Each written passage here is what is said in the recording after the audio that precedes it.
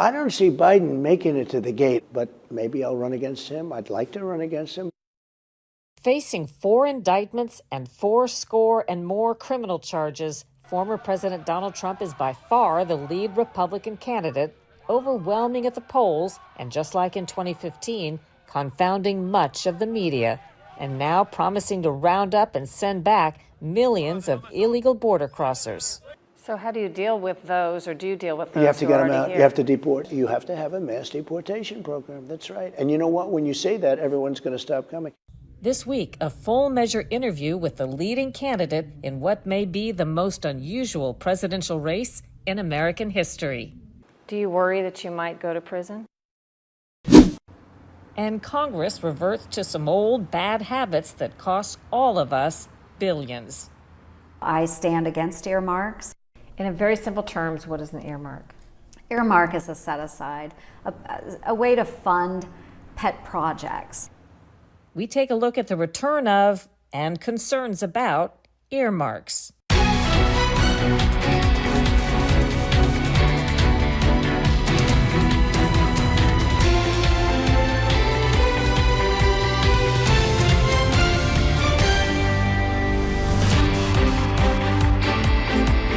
Welcome to Full Measure. I'm Sharyl Attkisson. We begin today at Mar-a-Lago Estate in Palm Beach, Florida, with former President Donald Trump. Thank you for joining us. Thank you. You are so far the favorite, of course, to become the Republican nominee. Who do you think you'll be running against? I don't see Biden making it to the gate. I've been watching him. He can't put 2 sentences together. He's having a hard time, and I don't see it. I don't see it, but maybe I'll run against him. I'd like to run against him, but I wouldn't mind some others also. Who do you think it might be? Well, probably the same 5 people that they talk about all the time. You know, usually it works out that way. And it's probably, I think it's probably going to be Biden, believe it or not. But such a bad job he's doing for our country. He's destroying our country. A Rasmussen poll just found that 1 in 3 Democrats said they might vote for Robert F. Kennedy Jr. If he were to leave the Democrat Party and run as an independent. Pretty big number. What do you think about a third-party candidate, and particularly RFK Jr.? Well, I don't know. I'd have to look a little bit at the polling. You know, they do polling on that stuff, and I'm sort of a fan of polling, especially lately because we're leading everybody, including Biden, by a lot. I like him a lot. I've known him for a long time. He's very much a libertarian in a certain way, and I think I have certain qualities along those lines too, if you want to know the truth. I think I think they're really treating him badly. He's doing okay. He's not doing, look, he's at 11 or 12% against Biden, which isn't, so great, but it's okay. But they're treating him so badly, what they're making him go through, and I don't know if he gets to the gate because they're almost making it that he's not going to be able to, they're not going to count his votes. They basically are unbelievable election cheaters. That's what they do better than anybody. That's about the only thing they do well. But they're giving him a hard time, so we'll see. If he runs as an independent, I don't know. I think he'd do fine. Do you see any scenario where you would work with him? I asked him the question about you, and he had some nice things to say about you, but also said he thinks you have different leadership styles. He doesn't see running with you, but a lot of people suggested that'd be a good ticket. Look, I could see having something to do with him into the future. I think I like him. I've known him a long time. I've really known him. He was a big environmentalist with the Hudson River and with all this. And he actually came against me on 1 or 2 deals that I was doing, big projects, and he was, from the environmental standpoint, but he was more reasonable than some. I've always gotten along with him pretty well. He said that Biden better practice up in the debates. He was very complimentary about my debating skills. I don't know if he's right or wrong, but he gave me a lot of good compliments. We'll see what happens with him. He's got a hard time going with the Democrats because they're making it so that if he gets votes, they're not even going to count them. I've never seen anything like that one. Well, speaking of that, 56% of likely voters say they think it's likely that cheating will affect the 2024 presidential election, according to a Rasmussen Reports Pretty sad. survey. Do you think that's the case? And if so, what's changed since 2020 that will make your outcome, in your view, different? I think the Republicans learned a lesson. If you look at, and by the way, that's of all voters, is that right? Is that Yes, of all likely voters? voters, Okay, yep. well, because of the Republican voters, it's in the 80s that think the election was rigged. I mean, literally rigged, as opposed to just pure cheating. Yeah, they're going to try and cheat. They'll probably cheat. The way you win is by swamping them. They cheat, and nobody's ever seen anything like it. But I believe that we have something happening now that is very strong. In addition to having safeguards that nobody ever even thought about when we ran in 2020. Because, you know, we did much better in 2020 than we did in 2016. A lot of people don't know that, Cheryl. We got 63 million votes, and then we got almost 75 million votes. And that's very unusual for a president. Usually they go down the second. I mean, And that was more than any sitting president in history, no American sitting president. president's ever come close. And no sitting president's ever gotten anywhere near that number of votes up from the first election. Oftentimes, like with Obama, he got far fewer votes the second time, but he won. But he got far fewer votes. I was told that if I get the 63 million we got the first time, there's nobody that can beat you, and we got much more. And look, I don't know how your network feels about it, how your people feel about it, and you can cut it out if you want. We had a rigged election. Very, very simply, we had a rigged election. My network doesn't have any feelings about cutting something Good. out. Then like you'll that. leave it. Good. I like that better. On weaponization and censorship, weaponization of our federal agencies, big issue for many people. Yep. Former Director of National Intelligence Clapper and former CIA Director Brennan have been named to some new advisory group under Homeland Security called the Homeland Intelligence Experts Group. These are two men who were drivers behind the disinformation on Russia collusion story and behind disinformation on the Biden laptop.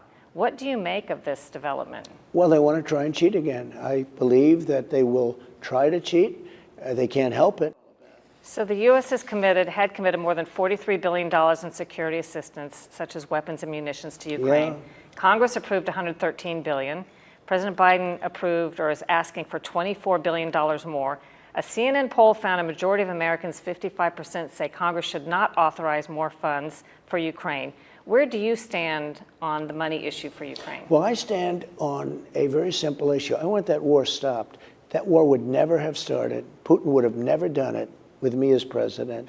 I want the death to stop. It should have never started. It would have never, ever started. As sure as you're sitting there, it would have never started. And I would speak to Putin about that a lot. It was the apple of his eye. There was no question about it. I said, you're not going to do it, because if you do it, the consequences, and I told him what the consequences were. And he said, you would never do that. I said, oh, you better not try me. I will do it. And he probably didn't believe me, but he believed me 10%. And he wouldn't have done it. But you know, he wouldn't have done it for another reason. I had oil at $40 a barrel. He wouldn't have been able to afford it. When oil went up to $115, and now it's going to be close to $100 right now again. Here we go again. The gasoline's $5 a gallon. Here we go. He makes so much money. It's for prosecuting a war. You know, usually a war, a lot of bad things happen, but you also lose a lot of money. He's making a fortune. I would have never had the oil above $40 a barrel. And if it's not above $40 a barrel, he can't afford the war. So number one, he wouldn't have done it because of me. Just wouldn't have done it. It wouldn't have happened. You didn't even have to bring up the oil situation. But because of the oil price, it was something that he had plenty of money to do. And now he has it again because we're up so high. You know, if you take a look at what's happening with oil, it's going up rapidly again, very rapidly. This week at a House Judiciary Committee meeting, Congressman Massey said something like, Elon Musk was a Democrat who admitted supporting Biden but became a critic and exposed the censorship regime. Now the DOJ has opened 2 investigations of Elon Musk. These look like mafia tactics. And then Musk tweeted or X'd that, meanwhile, many actual crimes, some of great significance, go unpunished, not even investigated. Something is rotten. A lot of Americans do think there is a dual system of justice that they're witnessing in many cases. How do you attack something, if that's true, that's that deeply rooted and big? You can't just, I think, go into office and make a couple of changes or even try to make big changes when you're facing opposition in these agencies. So you need great people.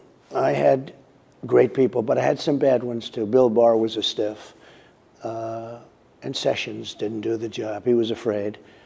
Barr was afraid of being impeached. He became terrible because he was so afraid of being impeached. He would sit and say, they want to impeach me. I said, what's wrong with that? They impeached me twice. My numbers went up. My numbers actually went up very substantially. And then I got indicted 4 times. Nobody's ever been 4 times.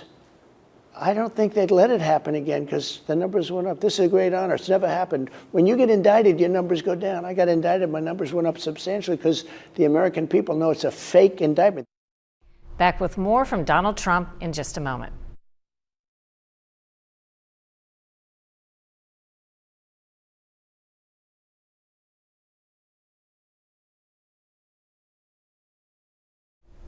We're back now with former President Donald Trump. On the border, millions of people have come in since you left office illegally. It's very sad. I did a report in 2018 based on General Accountability Office and FBI figures that said the illegal immigrant population was about 1 in 30 Americans, or people in the United States at the time, but accounted for at least 1 in 5 prison inmates at great expense. I understand moving forward you would plan to reinstall some of the border controls that you had if you were elected again. All of them. But how do we deal with, or do we deal with, the millions that have come in since? Do we just let that go, or is there a practical way to deal with it? No country can sustain what we're sustaining right now. No country's rich enough. So how do you deal with those, or do you deal with those You have to who get are them already out. here? You have to deport. How? You have to deport. You How know do who did it? identify? You know who Do you did have it? a mass program to You have identify a them? mass. You have to have a mass deportation program. That's right. And you know what? When you say that, everyone's going to stop coming. You know, one of the reasons I was successful is they knew it was going to be very, very hard to come in. We moved out, as you know, thousands of people, thousands of gang members, thousands and thousands. I mean, these are rough people. These are people that are as rough as you get. These are real serious criminals. We took them out by the thousands, and we're going to have to do that again. On COVID, with the benefit of hindsight, what would you do differently? So what happened is that we got hit with something that got everybody by surprise all over the world, including China. And they said thousands of people are dying in China. People don't realize, you know, they don't talk about it in China. They don't tell you. And you know where it was? It was right around the Wuhan lab. That's why I've always said it was the Wuhan lab that caused it, not some bat cave 2,000 miles away. Thousands of people are dying. And I immediately, almost immediately, closed off all people coming from China into our country. We saved tens of thousands of lives. You were criticized for that at the time. Oh, I was by criticized, some. yeah. I was criticized by Nancy Pelosi, Crazy Nancy. I was criticized by a lot of Democrats, but I felt it was the right thing to do. We did a great job. I never was given the credit for having done a great job. But all of the governors that did a good job, and most of them will say that we made it possible for them to succeed. With that being said, it was a horror show because this thing was so bad. And your next question is going to be, do you think they did it on purpose? I actually think it was just gross incompetence. It escaped the lab. It escaped the lab. But the COVID or China virus or whatever you want to call it, what a horrible thing. I think it was $50 trillion of damage and millions of lives all over the world. There's rarely been anything like it. Would Dr. Fauci be your top White House advisor if you could do it again? No, but I didn't rely on him that much. Don't forget, he was a person that didn't believe in masks, all of a sudden became a radical masker. I would say the country was listening to him. Maybe, I'm not sure what your relationship was, but the rest of the country was really relying on him. It could be. You know who was listening to him is Ron DeSantis. Ron DeSantis is, if you go back to those times, he said, oh, Dr. Fauci's the greatest guy alive. We take all of our advice from Dr. Fauci. So he was there for many years. He was respected when he was, you know, I mean, he did a job, and he was respected, and it would be normal that you'd listen to him for a period of time. But I never really put him in that position. Who did is Biden. When I left, Biden gave him everything. And we left a very clean slate, a very beautiful slate for Biden. And they weren't really able to take advantage of it. We're going to see what happens now, but they weren't able to take advantage of it. How many shots and boosters have you had? COVID shots. I've had a shot and I've had a booster. Yeah. So the original 2 series? The original series, yeah, I guess it was 2. And then a booster shortly thereafter? No, I had a booster probably a year after. Are you going to get the new booster? I don't know, but I can tell you it had no impact on me other than I had COVID, but I felt I wasn't particularly sick. Some people said, oh, maybe. At the time, it was reported you were about to die. Was it? Well, I didn't feel that way, no. And also, have you had COVID just the once that you know of? Once, yeah. Once that the you one know. time. Some Republican candidates have said they would pardon you if they are elected. Would you pardon Hunter if need be, if he's convicted? I'd rather not say that. I'd rather not talk about it because it's a very negative subject for the family.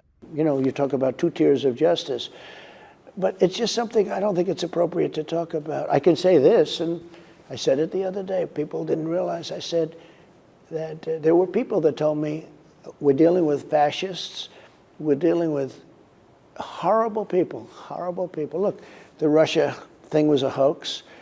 Then they had the Ukraine, it was all a hoax. They had a phone call which turned out to be absolutely perfect. What I said turned out to be true, actually. I mean, beyond perfect. It turned out everything I said on that phone call, which was mostly to congratulate Zelensky for winning, turned out to be true. But I was told, because of the horrible people that we're dealing with, Nancy Pelosi, Adam Shifty Schiff, these are horrible people. These are horrible human beings. I was told, give myself a pardon, because they'll come at you for something. And they were right, and I thought they might do that, especially if I ran. I think if I didn't run, they're thinking about somebody else. But if I ran, and I intended to see what was going to happen and run, it was not a thought that, passed my mind. What happens is, I was told by some smart people, give yourself a pardon, you'll save yourself a lot of problems. I can't do that. I said I can't do that. Psychologically, I did nothing wrong. I think it'll go down as a great administration because of all of the things we did. Even Space Force is turning out to be so successful now. Space Force is a very big thing. Russia and China were taking over space, and we had nothing. We just started, and it's become very successful.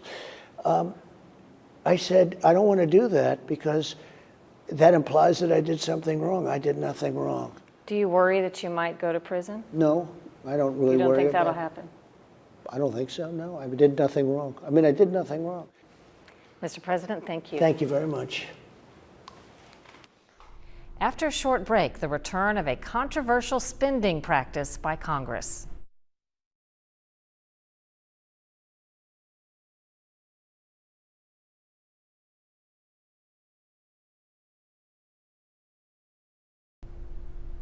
Today, we take stock of congressional earmarks, a much criticized practice that persists regardless of which political party controls the House or the Senate. At stake, many billions of your tax dollars. In 2021, Democrats controlling Congress gave the green light to restart earmarks after a 10-year ban. Republican Senator Joni Ernst. I stand against earmarks. I think it is an incredible way to waste taxpayer dollars. Can you explain in a very simple way what's allowed right now with earmarks and what isn't allowed? It's hard to know what's allowed right now in Congress. There was a decade-long moratorium on earmarks, so virtually a ban on earmarks, and yet we have seen now Democrats in 2021 decide that earmarks would be allowed. In very simple terms, what is an earmark?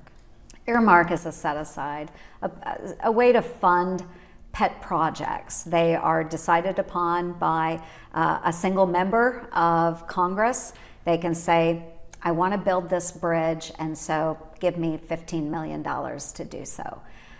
It may not benefit a huge part of the population. It may not benefit people in another state, but those congressmen are allowed to wheel and deal and set aside dollars for things that they think will benefit them in their re-elections. And it might benefit the interest of a donor or supporter, which we've found in the past. Absolutely. Unfortunately, this environment is ripe for waste within our federal government. A few stats. The Senate Appropriations Committee, which authorizes spending of taxpayer money, has tucked about $7.6 billion worth of earmarks for 3,700 items in various legislation for fiscal 2024. Although the Senate is controlled by a Democrat majority, 3 Republicans top the list of biggest individual earmarkers. The 3 GOP senators are sometimes viewed as friendly to Democrat agendas, fueling critics' claims that party leaders give members the ability to earmark large amounts as rewards or withhold it as punishment. The top spot belongs to Republican Lisa Murkowski of Alaska at $465 million. Number 2 is Lindsey Graham of South Carolina with $395 million. At number 3 is Susan Collins of Maine, $366 million. 3/4 of earmarkers in the Senate are Democrats or Democrat-leaning. Holding the number 1 spot on that side is Brian Schatz of Hawaii at $286 million. Second is Independent Angus King of Maine. Third is Patty Murray of Washington State. In the Republican-controlled House, 65% of the earmark requests are from Democrats, with a grand total at $7.4 billion tax dollars. The earmarks are for a wide variety of projects, ranging from infrastructure help to research that sounds silly. Things like an underwater whack-a-mole game, basically for dolphins. We're spending taxpayer dollars on that activity. In the past, we have seen spas for cats. Of course, the old one that we all talk about is shrimp on a treadmill. One other project I saw that the picture really stuck out was the picture of the pig using a joystick in a video game With or a something. Snout, yes. So we also are teaching pigs to play video games using a joystick with their snouts. Ways to cook up insects to be entrees, edible entrees for human beings. And the federal government doesn't need to do that. And it's costing Iowans, it's costing everyone, and I guarantee you there probably aren't a lot of Iowans that are wondering how to cook up insects. For 2024, the combined earmark total in the House and Senate comes to about $15 billion tax dollars. After a break, what's ahead next week on Full Measure?